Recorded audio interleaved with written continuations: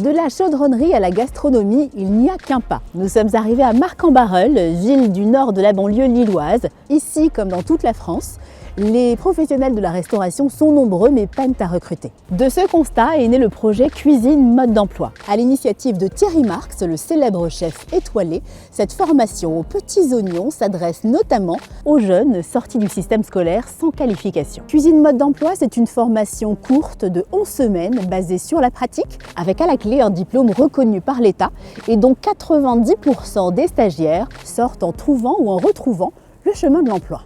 Marcq-en-Barœul est l'une des 9 villes en France où cette école est installée et pour laquelle l'ANCT a participé au financement. Comment Cuisine Mode d'Emploi a pu s'installer ici dès 2020? On en parle tout de suite avec le maire de la ville, Bernard Gérard. Bienvenue à Cuisine Mode d'Emploi.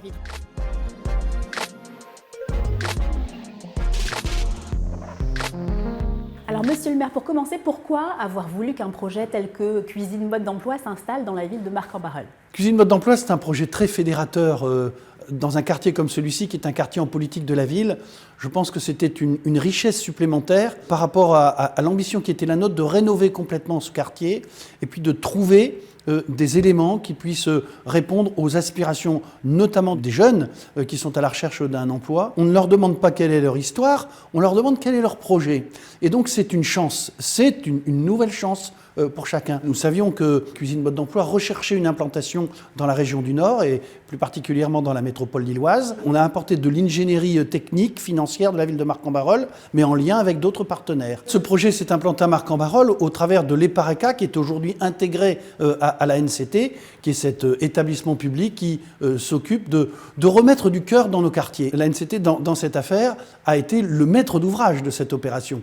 Et donc, elle a des personnels de grande qualité qui ont apporté l'ingénierie nécessaire à la mise en place d'un tel dossier, le financement également. Et sans l'apport décisif de l'État, de la NCT, puisque c'est 610 000 euros pour la NCT, c'est 250 000 euros, je crois, pour l'État. Ça a servi à la réalisation du financement de ce bâtiment très moderne. On voulait qu'en plus ce soit un beau bâtiment. Il fallait que les gens soient fiers du lieu dans lequel ils allaient apprendre et apprendre aussi à se reconstruire et avoir un projet d'avenir.